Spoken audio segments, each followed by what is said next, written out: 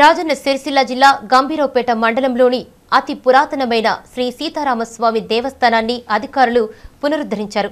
ఈ సందర్భంగా సోమవారం వివిధ పూజా కార్యక్రమాలు చేపట్టారు. ఈ కార్యక్రమాలు ఈ నెల 21వ తేదీ వరకు కొనసాగనున్నాయి. ఈ పూజా కార్యక్రమాలు నిర్వహించడానికి హైదరాబాద్, వరంగల్ నుండి వేద పండితులు, పూజారులు వచ్చారు. ఈ కార్యక్రమంలో ఆలయ చైర్మన్, వేద పండితులు, అధిక సంఖ్యలో భక్తులు పాల్గొన్నారు. పూజా కార్యక్రమాల్లో అధిక సంఖ్యలో భక్తులు పాల్గొనాలని ఆలయ ప్రధాన అర్చకులు పిలుపునిచ్చారు.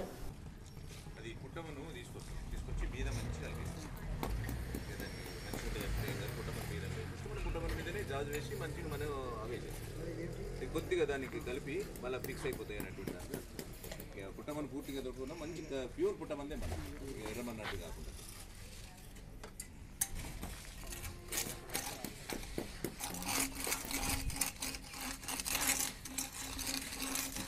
ఇటు ఇటు ఇటు పెడితే నీకు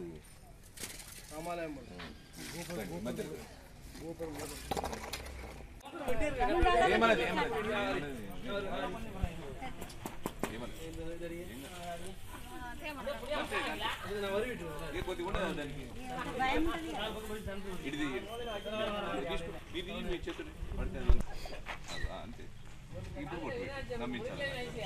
బస్ నువ్వురా తల్లి ఏమన్నా తెలుసు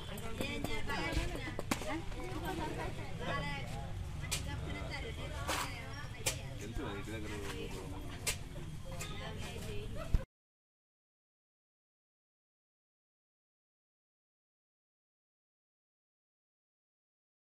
ఆలయంలో అది జీర్ణమైనటువంటి సందర్భంలో పునరుద్ధరణగా మనకు శ్రీత నరసయ్య సార్ గారు, ఇంకా గ్రామ ప్రముఖులు, కొందరు యువకులు వాళ్ళంతా కూడా పూనుకొని పునరుద్ధరణకు చేపట్టారు. ఇందులో భాగంగా చాలా రోజుల నుండి పునరుద్ధరణ కార్యక్రమం జరుగుతున్నది. ఇంక స్థల సేకరణ, ఒక కళ్యాణ మంటపము, దేవాలయం పునః నిర్మాణము, అనేకమైనటువంటి ఆగమశాస్త్ర పద్ధతుల రీతిగా శిల్పులను పిలిపించి మహాశ్రద్ధగా విమాన గోపురము, చక్ర ప్రతిష్ఠ ఇలాంటి నిర్మాణాలు జరుగుతున్నవి. ప్రథమంగా మనకు ఇక్కడ 18 తారీఖు నుండి ఈ రోజు నుండి 4 రోజుల వరకు మహా ఉన్నతమైనటువంటి కార్యక్రమాలు, పవిత్రమైనటువంటి కార్యక్రమాలు జరగనున్నవి. ఇందులో భాగంగా ఈరోజు అంకురార్పణము, పుణ్యవచనము, విశ్వక్సేన ఆరాధన, ఋత్విక్కరణము, వాస్తు పూజ మొదలైనటువంటి కార్యక్రమాలు ఈరోజు మనం ప్రారంభిస్తాము సాయంత్రం. దానికంటే ముందుగా ఉదయం పూట గోమాత పూజ జరిగింది. కార్యకర్తల చేత గోమాత పూజ చేయించాము. ఆ తర్వాత సాయంత్రం మిగతా కార్యక్రమం, అంకురార్పణ కార్యక్రమం ప్రారంభమవుతుంది. స్వాములు వస్తారు.